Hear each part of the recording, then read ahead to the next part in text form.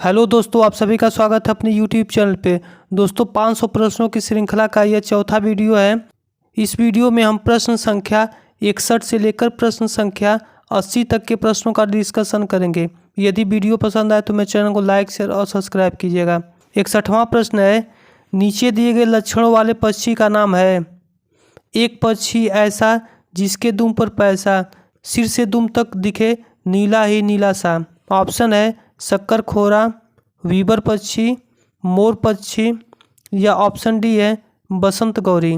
इस प्रश्न का उत्तर ऑप्शन सी होगा मोर। शक्कर खोरा पक्षी पेड़ या झाड़ी पर लटकता हुआ घोंसला बनाती है। वीबर पक्षी यह अपना घोंसला लालटेन की तरह बनाती है। बसंत गौरी पक्षी पेड़ के तने में छेद करके अपना घोंसला बनाती है। अगला प्रश्न है, निम्नलिखित में से कौन सा प्राथमिक स्तर पर पर्यावरण का अभिन्न घटक है। ऑप्शन है पाठ्य पुस्तक, ऑप्शन बी है बच्चों का वातावरण, ऑप्शन सी है भाषाई दक्षता या ऑप्शन डी है रोल प्ले या भूमिका निर्वाह। इस प्रश्न का उत्तर होगा ऑप्शन बी बच्चों का वातावरण। बच्चों का वातावरण पर्यावरण शिक्षा के लिए अभिन्न घटक है। अगला प्रश्न है, पारंपरिक तरीके से जल संरक्षण के लिए हमारे देश में उपयोग की जाने वाली संरचना है। ऑप्शन है ट्यूबवेल, ऑप्शन बी है बावड़ी, ऑप्शन सी है बोरवेल या ऑप्शन डी है हैंडपंप। इस प्रश्न का उत्तर होगा ऑप्शन बी। हमारे देश में पारंपरिक तरीके से जल संरक्षण के लिए बावड़ी का प्रयोग किया जाता था। बावड़ी लंबी सीढ़ियों वाले तालाब हैं जो जल को एकत्रित करने और संग्रहित करने में मदद करते हैं। यह 7वीं से 19वीं शताब्दी के बीच की एक पुरानी भारतीय वास्तुकला थी। अगला प्रश्न है, मधुमक्खी पालन प्रारंभ करने की सबसे अच्छी अवधि है। ऑप्शन है जुलाई से सितंबर, अक्टूबर से दिसंबर, जनवरी से मार्च या अप्रैल से जून। इस प्रश्न का उत्तर होगा ऑप्शन बी अक्टूबर से दिसंबर, जो कि मधुमक्खी पालन करने के लिए सबसे अच्छी अवधि मानी जाती है। मधुमक्खी पालन को एपीकल्चर कहा जाता है। मधुमक्खी लीची के फूल पर सबसे ज़्यादा आकर्षित होती है। अगला प्रश्न है, निम्नलिखित में से कौन सा बीज नहीं है। ऑप्शन है गेहूँ, काली मिर्च, साबूनदाना या ऑप्शन डी है सौंफ। इस प्रश्न का उत्तर होगा ऑप्शन सी साबूनदाना। गेहूँ, काली मिर्च और सौंफ ये बीज के प्रकार हैं। अगला प्रश्न है, कार्यपत्रक, अवलोकन रिपोर्ट और सत्र में एकत्रित की गई सामग्री को जिस फोल्डर के अंतर्गत रखा जाता है उसे कहते हैं। ऑप्शन है पोर्टफोलियो, दत्त कार्य, परियोजना कार्य या ऑप्शन डी है घटना वृत्तांत अभिलेख। इस प्रश्न का उत्तर होगा ऑप्शन ए पोर्टफोलियो।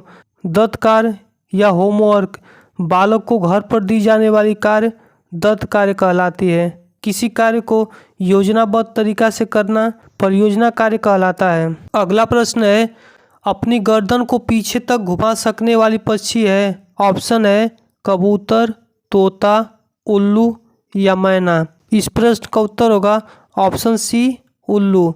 उल्लू अपने गर्दन को लगभग 270 डिग्री तक घुमा सकती है, जबकि मैना अपनी गर्दन को झटके से घुमाती है।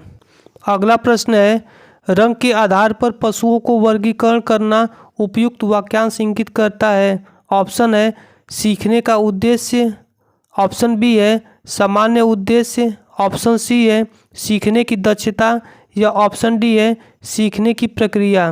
इस प्रश्न का उत्तर होगा ऑप्शन ए सीखने का उद्देश्य। अगला प्रश्न है, पटचित्र कला किस राज्य की परंपरागत पेंटिंग है।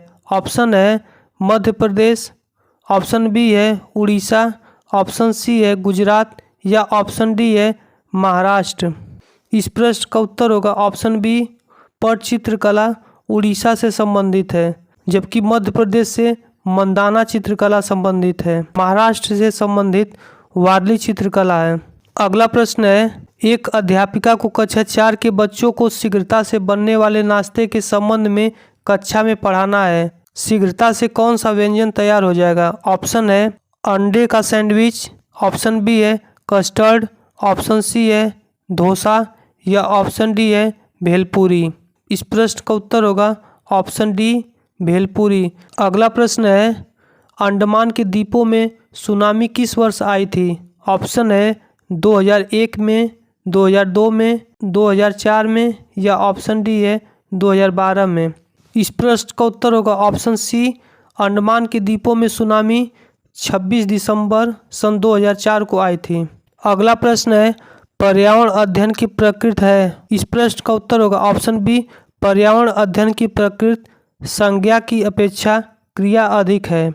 अगला प्रश्न है घटपर्णी पौधा जो कीट और मेढक तक को फंसाकर खा सकता है, हमारे देश के एक पूर्वी राज्य में भी पाया जाता है। इस राज्य का नाम है, ऑप्शन है नागालैंड, ऑप्शन बी है मेघालय, असम या ऑप्शन डी है मिजोरम। इस प्रश्न का उत्तर होगा ऑप्शन बी, घटपर्णी पौधा मेघालय में पाया जाता है।